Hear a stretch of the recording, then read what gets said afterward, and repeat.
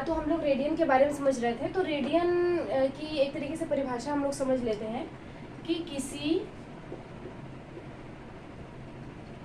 वृत्त की त्रिज्या के लंबाई की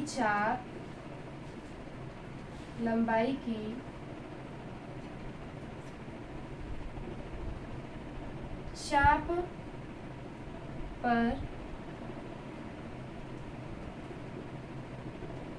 बने कोण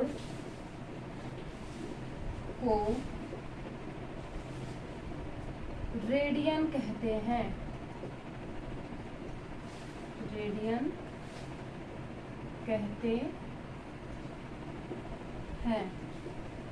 मतलब एक तरीके से ये कहा जा सकता है कि किसी वृत्त की क्या है, त्रिज्या है, उसकी लंबाई के चाप पर, जो उसकी लंबाई है उसके चाप पर जो कोण बनेगा, ठीक है, वो रेडियन होता है। जो कोण बनेगा वो क्या होगा, रेडियन होगा।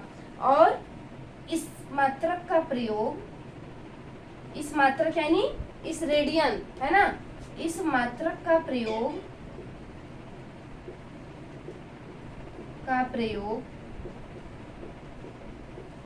समतल कोण मापने के लिए होता है।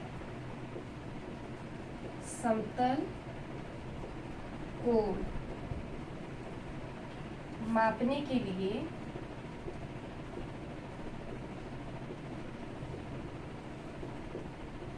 होता है। इस मात्रक का प्रयोग कहाँ होता है? इस मात्रक का प्रयोग समतल कोण मापने के लिए होता है। क्या चीज? समतल कोण मापने के लिए होता है। तो इसे आप नोट कर लीजिए और लर्न भी करना है ना। तो एक बार फिर समझिए कि जो कोई वृत्त है उसकी त्रिज्या है, वृत्त में त्रिज्या तो मापने आती है। मैं अभी आपको बताती हूँ कि किसी वृत्त में त्रिज्या कैसे होती है। त्रिज्या की लंबाई पर जो चाप है, उस चाप पर जो कोण बनेगा ना, वही रेडियन होता है। ठीक है, तो इसे आप लोग नोट कर लीजिए।